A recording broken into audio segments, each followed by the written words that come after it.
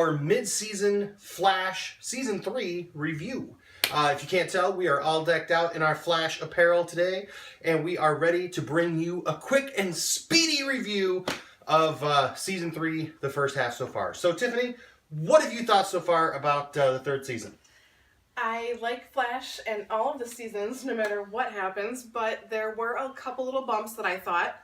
There were a little too much of a change. I know that he went and changed the timeline.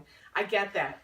But with the changes, he had way too much time that he had to spend fighting against Julian, who is now Alchemy.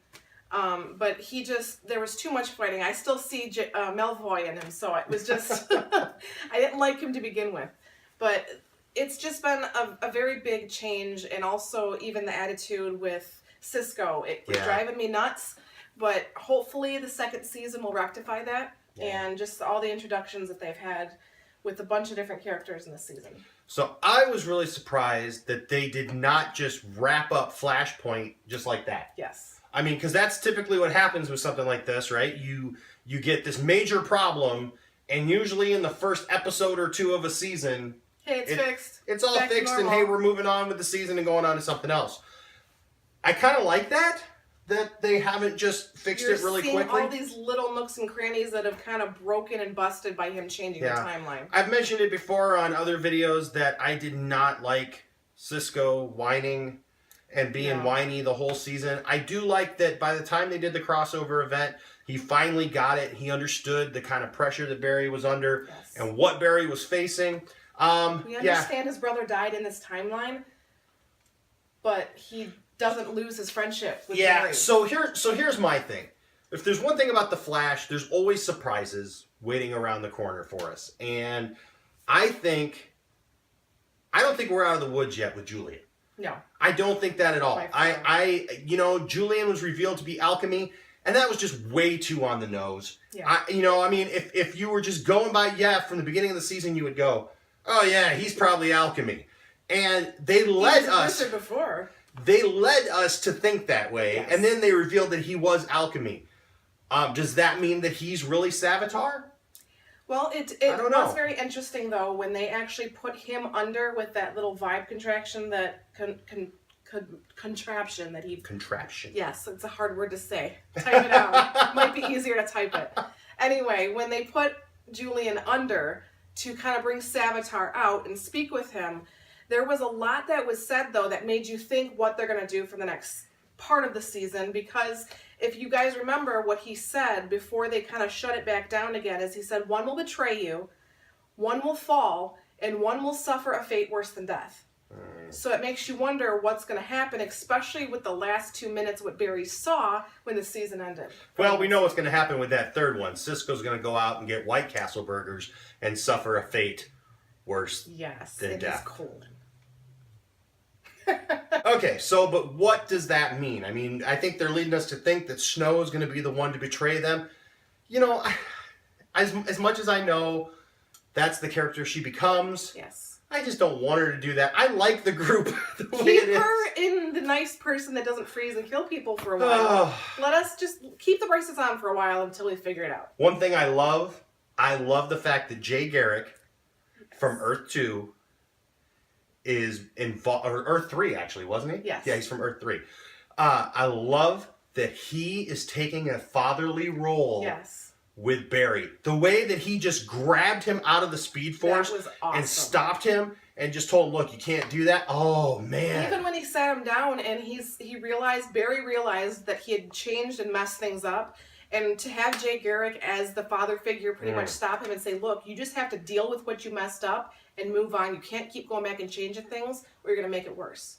Yeah, I love that. That is so great to see. And we get to see more of John Wesley Shipp doing it this way. Oh, that's just really cool, too. So, I also thought that when they did the 4-night crossover, 3 nights, really, that the Flash... 3 of awesomeness. The Flash episode, to me, seemed to be the best. Yes. It seemed to be the most well-rounded. Each episode was kind of centered upon whoever it was, but I loved it that it seemed to be a little more open to everybody, including everybody. Yep. And I just love The Flash. I think it's a great show, and I think so far with what's gone on, I've loved to see Wally kind of growing up into. Now this is something else, right? I don't understand Iris. Iris is getting on my nerves with this whole thing of, no, we can't train Wally. We can't let him go out and fight. Everyone you love is fighting, and now this brother that you just met a little while ago, you're so worried about him, but you're not worried about your dad who's a cop and fighting metahumans even though he has no powers. Or your boyfriend who future him is ratting the now him out to his friends in Legends.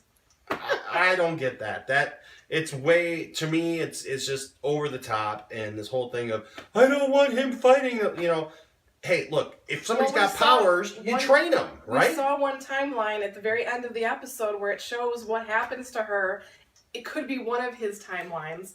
Well, so don't have to worry about Wally. You kind of have to worry about your boyfriend. Yeah, I don't understand her fighting Wally becoming a speedster. He's a speedster already, honey. Yes. Sorry. You're going to have to just let go and let him become what he needs to become.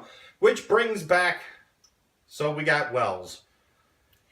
I actually like the fact that in the first season he was Eobard Thawne, and in the second season he got to see him from Earth 2. And so I think with this multiverse, we can literally spend the next 5, 6, 7 seasons having different Wells from different Earths. So it shows the different scope of what he can do. But it shows... Is he Savitar? Yeah, really. Is he just Savitar? But it shows the many different ways we can use it just seems like actor. Well, you know, you got to give it up to him as an actor because he's playing it great. I just don't necessarily like this version of Wells. I think he's too silly. Because he's not a scientist, but he is showing where he thinks out of the box, and he thinks differently than they do. But in the end, it's also like, hey, guess what? I came up with that. But not in a scientific manner like everyone else. Yeah, so... But hey, I like that Iris's dad, Joe, is dating. Yes, that's nice to find. Is she Savitar? That's just gonna be the rest of this episode, ladies and gentlemen. Is me guessing who Savitar is. In every episode until the end of the season. Is Mark Hamill Savitar? Who's Savitar? For goodness sake, somebody's got to be in that robot. It looks like a robot. I don't know, that armor or whatever it is. It looks like a Transformer wannabe. It looks like Megatron is what it looks like. But Megatron Savitar. Is Megatron Savitar? Are they somehow tying it in with the Transformers universe? It's Megatar. Yeah. So hey, there you have it, ladies and gentlemen. That's our review. What did you think? Why don't you leave a comment down in the comment section? Let us know what you thought of this first half of the season so far. Was there anything that you guys liked that we didn't mention? Things that we didn't like that maybe you did? And you can explain why. Yeah, hey, just let us know. What do you think is going to happen with Julian? Who do you think is Savitar?